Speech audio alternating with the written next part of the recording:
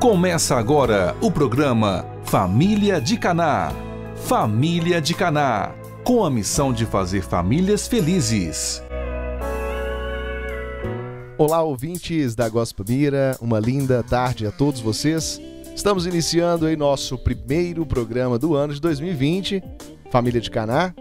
Você está na rádio 105.7 FM Gospel Mira, esta rádio que traz paz e esperança aos nossos corações. E falando em esperança, esse ano de 2020, estamos aí cheios de expectativas e confiantes também nas graças que iremos receber este ano. Tenho certeza que será um ano muito abençoado. Eu sou Samuel Rodrigues e juntamente com Vicente de Paula, vamos conversar com o nosso convidado, de toda a primeira terça do mês, Cláudio Martins, psicólogo clínico especialista em dependência química, também membro da Família de Caná. Você com certeza já ouviu o termo, eu só bebo socialmente, né? Você conhece pessoas assim? Você costuma falar assim? E aí? Será que tem algum limite? Será que tem alguma diferença? O que exatamente está por trás dessa expressão eu só bebo socialmente? Então agora são 12h16 desta terça-feira, 7 de janeiro de 2020. Está no ar o programa Família de Caná. Muito boa tarde, Vicente. Boa tarde, Cláudio. Muito boa tarde, ouvinte. Boa tarde, Samuel. Boa tarde a todos os nossos ouvintes, Boa tarde a todos vocês aqui. Isso, seja bem-vindo, Cláudio. Obrigado. Boa tarde a nossa Aninha também, Primeira vez que a gente está trabalhando com ela, depois que ela virou dona, Nós tá com saudade dela. Tá com saudade. É uma alegria estar aqui do lado dela, Uhum. Deus nos abençoe. Faça com que o nosso programa possa ser cheio aí de carinho, cheio de alegria e que possa levar mensagens positivas a todos os nossos ouvintes esse ano. Um feliz 2020, para todo mundo, Que as expectativas desse ano possam nos motivar a ser cada vez melhores. Convidamos você, ouvinte, a participar do nosso programa de hoje. Envie suas perguntas, seus comentários e pedidos de oração. O número do WhatsApp da Gospel é 98454-6008. 8454-6008. Muito bem, doutor Cláudio. Hoje nós vamos falar então sobre beber socialmente. Isso. Primeiro a gente tem que explicar a questão do álcool, O álcool é a droga mais consumida no mundo. Então o maior problema de saúde pública que nós temos no Brasil e temos em todo o mundo, com exceção dos países islâmicos, que é proibido o consumo, é o problema do alcoolismo. Então não é o problema de cocaína, não é o problema de maconha, não é o problema de crack. O maior problema social que nós temos hoje é o problema do consumo do álcool, que é uma droga terrível. E a gente tem um outro grande problema. Qual que é? É que não existe um exame que você possa ir num laboratório para saber se você tem ou não tendência a desenvolver a doença. Certo? Então, os estudos mostram que cerca de 10 a 15% da população brasileira está desenvolvendo o alcoolismo. Então, a única coisa que nos sobra é alguns sinais que você pode ter problemas com o álcool. E é exatamente isso que nós vamos falar hoje. Quais são esses chega devagarzinho, sinais? Cláudio? A pessoa vai tomando. Isso. E se não houvesse realmente uma regulagem, um limite, a pessoa acaba... Exato. E assim, a doença é progressiva de fins fatais. Os alcoólicos anônimos já falam isso. Ninguém começa a beber de segunda a segunda, mas o alcoolista vai terminar bebendo de segunda a segunda, se ele não parar antes. Então, quais são os primeiros sinais que você já está tendo esse problema, que você já está começando a não beber socialmente mais? O primeiro sinal, e é interessante que isso acontece lá na adolescência, o primeiro sinal que você tem tendência a desenvolver essa doença é que você tem um prazer terrível com o álcool. Quem bebe socialmente não gosta de beber. Aquele que tem tendência a desenvolver a doença é aquele que ama beber. Certo? Isso começa desde lá da adolescência.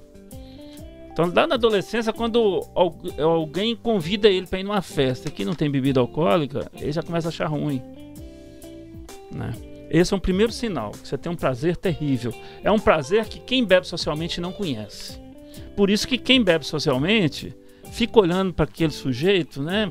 E fala assim, meu Deus, como é que o cara dá conta de beber aquele tanto? Como é que ele não consegue parar? Né? Por quê? É porque ele tem um prazer que quem bebe socialmente não conhece. Esse é o primeiro sinal. O segundo sinal, lá na adolescência também já é possível perceber isso.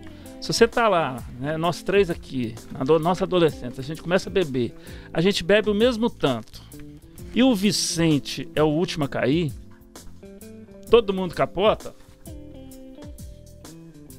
o alcoolista é aquele que é o último que cai. O organismo dele se adapta muito bem ao álcool.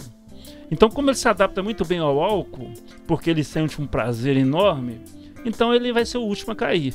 Ele ainda fica azarando os outros. Eu me lembro uma vez de um rapaz que teve internado lá na família de Caná, que a mãe dele contando na reunião, que a família tinha uma Kombi, ele levava os colegas todos para Gandaia, trazia todo mundo para Gandaia, todo mundo passando mal lá no fundo da Kombi, chamando Juca, né, aquele catingão danado na Kombi, ele ia entregando todos os colegas.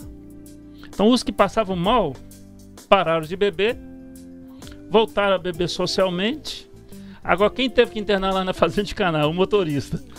Justamente o motorista. Justamente o motorista, o que tinha mais resistência ao álcool. Correto? Então, se você que está me ouvindo é o último a cair, abre seu olho. Pode estar caminhando, né? Já está caminhando, tem tendência a desenvolver o alcoolismo. Esses tópicos todos tem lá no canal do YouTube, né, que é uma série, Você Bebe Socialmente. São 11 vídeos de 5 minutos, 6 minutos. E um dia lá na fazenda, eu comentando com os dependentes sobre este terceiro tópico. E depois que eu gravei, eles assistiram eu gravando, e eu perguntei assim, eu preciso de alguém para dar um nome nessa característica. Aí teve um interno que virou e falou assim, Velozes e Furiosos. Quem bebe socialmente, ele bebe devagar. Quando ele tá lá, se o papo tiver bom, Samuel, se o papo tiver bom, a nossa cerveja até esquenta no copo. Agora, o alcoolista, ele tem pressa no beber. É veloz e furioso. Então, quando você vai ter que dividir a conta, você já começa a ficar preocupado se você tem um alcoolista ali na turma. Nossa, que cara bebe demais, vai dividir a conta aqui, eu vou tomar um prejuízo danado. Mas a gente olhando por essa ótica, né, essa ótica que você está colocando, eu creio que o 90% da população está doente já, não? Não, 90% não. Eu tô até falando pelo meu ciclo de amizade, né? Porque na verdade é um percentual pequeno que vai desenvolver a doença. Só que esse percentual pequeno, em termos de, vamos pegar por baixo, suponhamos que seja mais ou menos a população de 100 milhões de brasileiros adultos, né, jovens e adultos. Desses 100 milhões, se for 10%, vamos pegar por baixo, 10% que estão desenvolvendo a doença dá 10 milhões de pessoas. Onde nós vamos colocar esse povo todo?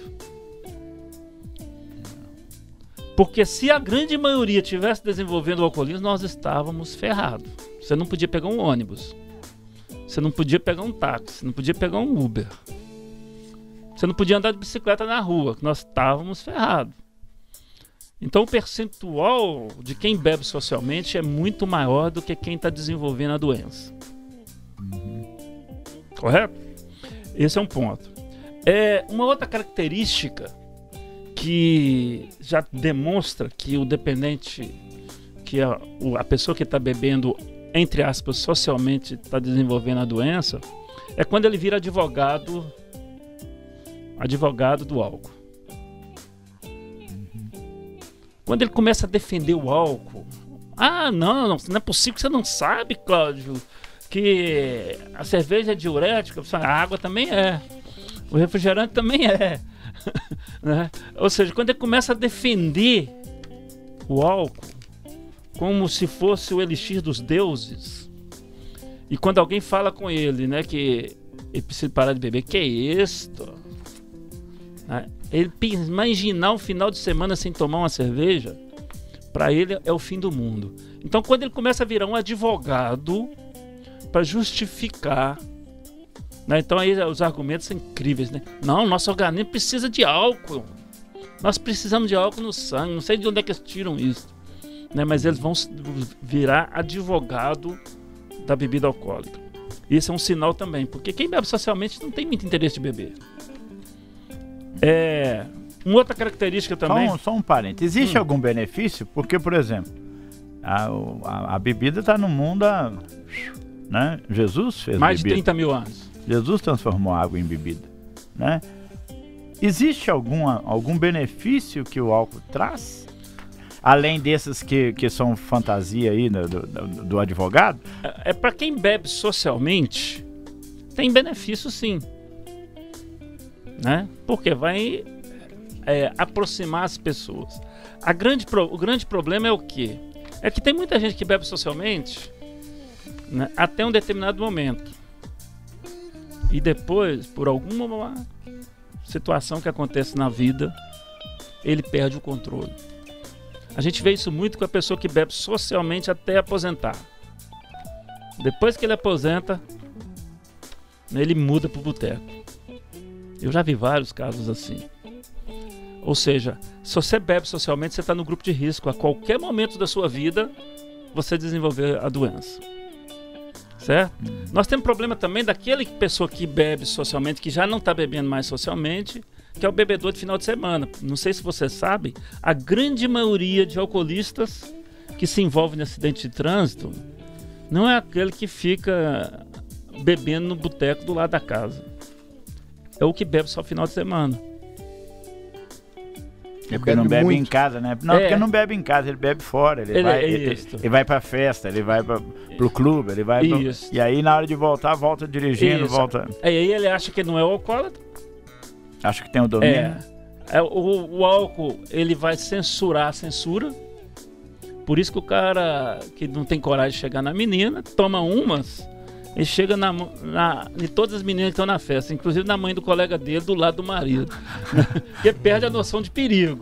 O cara não está aguentando ficar em pé, quer brigar com o Mike Tyson da festa. Os antigos não sabem quem é Mike Tyson, né? Mas os novos, né? Não sabem. Então ele perde essa noção. Então isso é muito importante a gente refletir sobre isso, porque cada um que está nos ouvindo aqui, e é interessante que nós já temos ouvintes aqui, sabe, que já está pensando assim: nossa, será que meu marido é?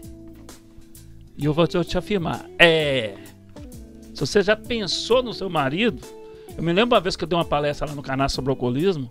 Quando terminou a palestra, a dona chegou para mim e falou assim: ô, doutor Cláudio, eu não sei, sabe, eu tô na dúvida se meu marido é alcoólatra. Eu falei assim: mas como você sabe que é, se você nem conhece ele? Só de você ter lembrado do seu marido no decorrer da palestra. Porque tudo que eu fui falando do álcool estava acontecendo com o marido dela, do alcoolismo. Então, quer dizer, se você está pensando em alguém aí da sua família, o Vicente falou que está lembrando de vários, né, Vicente, da sua família aí, próximo aí do seu convívio, isso é um sinal que ele está desenvolvendo o alcoolismo em uma fase inicial. Que tem a fase inicial, a fase intermediária e a fase final do alcoolismo. As pessoas acham que alcoólico é só aquele que mora debaixo do viaduto, que bebe de segunda a segunda, que não trabalha, que não estuda. Que só bebe cachaça, né? E que só bebe cachaça, né? Então, uma outra situação que já é um estado um pouco mais avançado, que eu chamei esse vídeo de haja dinheiro, porque quem bebe socialmente não gasta tanto dinheiro com a bebida alcoólica. Agora, quem bebe desenvolvendo a doença, ele vai lá e compra uma grade de cerveja para beber no final de semana. Deixa de comprar outras coisas. E pior, ele atravessa a cidade inteira para comprar uma latinha de cerveja 10 centavos mais barato. E acha que fez um negoção. Então, quando ele começa a gastar muito dinheiro com a bebida alcoólica, isso já é um sinal. Quando ele começa a fazer conta em boteco, né? Então abre conta num boteco, abre conta no outro, abre conta no outro. Quando ele assusta, ele recebe o pagamento, uma boa parte do pagamento dele fica no boteco. Isso já é um sinal que ele já começou a perder o controle sobre a bebida. Começou a beber fiado. Quem bebe socialmente não faz isso. Vocês concordam comigo? O gasto é menor, né? O gasto é menor, não precisa abrir Não precisa. Um outro sinal que você já está tendo problema com a bebida alcoólica é quando se você já dirigiu sob efeito da bebida alcoólica. Quem bebe socialmente tem consciência que não pode dirigir sob efeito da bebida. Se você já fez isto, isso é um sinal que você começou a perder o controle. Porque é muita irresponsabilidade de uma pessoa pegar um carro. Essa semana mesmo eu recebi, semana passada, né, acho que vocês receberam, a conta de quanto que fica se você for parado numa blitz, né, no bafômetro. Lembra quanto que é, Samuel? Fica, o cálculo por baixo é R$9.000 que você vai ter de despesa. R$3.000 de multa, a diária do reboque, o reboque, a diária fica lá no pátio, né? O advogado que você vai ter que pagar, né? No total, a conta que o cara fez lá deu R$9.380. É muita irresponsabilidade você pegar um carro, dirigir bêbado, né? Correndo o risco de cair na blitz. Aliás, a melhor coisa que pode acontecer com você é você ter uma multa de R$9.000. Porque pior é se você atropela uma criança e mata uma criança. Pior é se você arrebenta o carro no poste e mata seu filho que está do lado. Pior é você se envolver num acidente de trânsito porque está alcoolizado e ficar em coma alcoólico. Ficar em coma mais de 20 anos, como eu conheci um caso de uma moça. Ela foi vítima de um acidente de trânsito, o motorista estava embriagado e ela ficou 20 anos em coma. Morreu agora recentemente com mais de 40 anos de idade.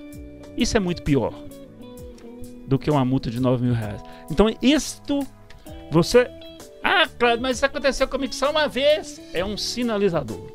Se começa a acontecer com mais frequência, é sinal que você começou a perder a noção, né? Você começou a beber de maneira irresponsável. Você acha que eu estou exagerando? Você acha, Vicente? Você tá aí com essa cara de preocupado aí? Não, mas porque na hora que você tava falando assim, porque eu fico pensando assim, porque quando a lei chegou para endurecer contra a bebida alcoólica, tem pouco tempo, né? Eu já tava sem cabelo quando a lei surgiu, né? Mas na hora que você tava falando aí, eu pensava nos tempos mais antigos, né? Quantas vezes você perguntou, você já fez isso? Eu já. Isso. Antes da lei já. Né? Eu já fui numa festa, tomei uma cervejinha e fui pra casa dirigindo sem problema. Muitos fizeram isso. Muitos. Então, pelo que você eu tava pensando era nisso. Isso. Muita gente já fez isso. Hoje, depois do endurecimento da lei, é que eu não faço isso, mas a gente não faz. A maioria das pessoas, pelo menos, evita fazer isso. Né? Olha a importância das políticas públicas. Né? A importância de ter uma lei mais rigorosa. Por isso que eu não tenho dúvida que se liberar o consumo de maconha vai aumentar o consumo. Né? Do mesmo jeito que antes dessa lei tinha muito mais gente que dirigia sob efeito da bebida alcoólica do que hoje. Justamente por causa disso. O Vicente é um exemplo clássico disso. É liberado, né? Então, um outro sinal, e esse é muito interessante, o beber que incomoda. Se sua namorada, se sua esposa, se seu filho, se seu pai já pediu para você parar de beber, é sinal que você começou a incomodar. Porque se você bebe socialmente, ninguém vai pedir você para parar de beber. Você não está incomodando ninguém. Concorda comigo? Então se alguém... Ô Samuel, você tá bebendo demais, dá um tempo aí. Já é um alerta. Uai, se sua mãe tá falando isso pra você, se seu pai, se sua esposa tá falando isso pro Samuel... Incomodou. Porque tá incomodando. Você passou do limite do beber social. É um sinalizador que você pode ter a doença e já tá desenvolvendo ela. Ok? Porque o coleguinha que tá bebendo junto não vai falar isso, né? Não. Ele não vai falar. Você tá Não. chato. Não. Ele também tá, Ele né? não percebe, né? Os dois tá É, chato. mas percebe. às vezes um colega que tá bebendo socialmente, Ah, sim. ele chega a falar com você. Ô, cara, dá um tempo aí, você tá bebendo demais. Velozes e Furiosos. Muito prazer. Resistência à bebida. Desenvolve a tolerância muito mais rápido.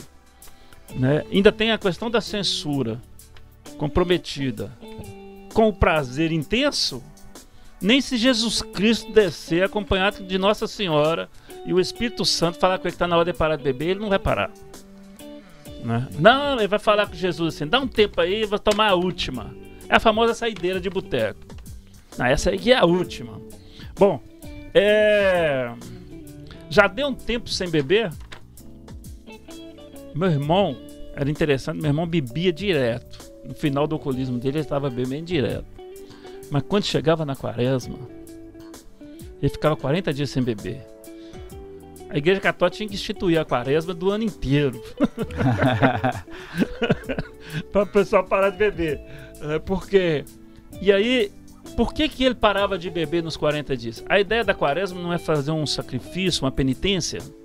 Não era parar de comer carne, não era parar de tomar café. Era parar de beber. Por quê? Porque a bebida tinha se tornado tão importante na vida do meu irmão que o sacrifício que ele fazia, a penitência que ele fazia nos 40 dias da quaresma, era ficar sem beber. Quando chegava no sábado de aleluia, o que não bebeu nos 40 dias, ele bebia no sábado de aleluia à noite. Ele enchia a geladeira de bebida. Ou seja, quando você começa a dar um tempo, cara, normalmente quando o cara dá um tempo sem beber, é quando ele abusou no dia anterior. Que ele acorda naquela ressaca danada e começa a lembrar as baboseiras que ele fez na noite anterior, né? E o pessoal falando com ele, ele fala, não, acho que vou dar um tempo que esse tem. Porque quem bebe socialmente não dá tempo. Não tem necessidade de dar esse tempo sem beber. Quem vai dar esse tempo sem beber é quem começou a tomar consciência que ele tá pisando fundo no acelerador. Entendeu? Entendi. Tem sentido? Sim. Bom, vamos rapidinho, né? Que nosso tempo é pouco. Já faltou serviço à escola por ressaca? Isso já é um sinalizador que você começou a perder o controle sobre a bebida. Segunda-feira você chegou atrasado para trabalhar, né? E não foi na aula porque você estava de ressaca, de dor de cabeça, né? Então isso já é um sinal que a doença do alcoolismo já começou a desenvolver em você. A ideia de parar de beber te assusta? É interessante que a gente escuta o alcoolista falando assim, não, eu não sou alcoólatra, né? Eu bebo porque eu gosto. Até hoje eu nunca vi ninguém que desenvolveu o alcoolismo porque detestava beber. Até hoje eu nunca vi nenhum dependente de maconha que detestava fumar maconha. Você já viu? Um bebê vai gostar. Mesmo que a doença vai chegando devagarzinho, à medida que você vai fazendo, é que vai... o caminho se faz ao caminhar, né? À medida que vai fazendo, é que vai chegando. E você sabe quando que ele vai começar a perceber que ele é dependente? Quando ele tenta parar e não consegue. Quando ele tenta parar, que aí ele vê, né, que ele foi atropelado na esquina. Então tem gente que fala isso, né? Ah, não. O dia que eu quiser parar de beber, eu paro. Então por que você não para? Você está gastando dinheiro com um produto que não tem vitamina, não tem proteína, não tem sais minerais, não tem nada. É caro, né? A cerveja é cara, a bebida é cara. Uma dificuldade que nós estamos vivendo hoje, para que você está gastando dinheiro com a bebida? Ah, mas porque eu gosto. Se você gosta, você está desenvolvendo a sua doença. E por último, você nega o problema consigo mesmo com a bebida. Você já viu aquele caso? A esposa chega pro marido, bem, nós vamos ter que buscar ajuda, vamos participar das reuniões do ar. Eu me lembro que eu passei essa experiência uma vez com um ex-sogro meu. Ele estava tonto, eu não conhecia nada, eu tinha 18 anos de idade. Ele estava tonto e não conseguia ligar a televisão, né? Tão tonto que ele estava. eu caí na besteira, né, de falar com ele. Vão na reunião do AA, eu vou com o senhor. Ele olhou pra mim assim, com aquela cara, né? Virou pra mim e falou assim: por acaso você tá me chamando de alcoólatra? Eu fui no outro mundo e voltei. O que eu faço agora? Porque isso pra eles é uma ofensa. Então, se você falar com eles, você tá bebendo demais, você tá precisando se tratar, ele fica inimigo de você. Meu irmão encontrou uma estratégia muito interessante quando ele parou de beber, que ele vendia pimentinha, né, e vendia doce nos botecos lá em Montes Claros. Um dia ele me contou que a maneira que ele encontrou de se preservar dos alcoolistas, que toda hora estava oferecendo pinga para ele, oferecendo cerveja para ele, era mostrar a fichinha do AA. Não, agora eu sou membro do AA. Hoje tem reuniões à noite, você não quer ir comigo, não? Dizer que pouco tempo, na hora que ele parava a bicicleta dele lá para entregar o doce, ele só via dependente de álcool fugido para não encontrar com o cara do AA. Então a proteção dele era ser membro do AA. Era o escudo dele, era o AA. Por quê?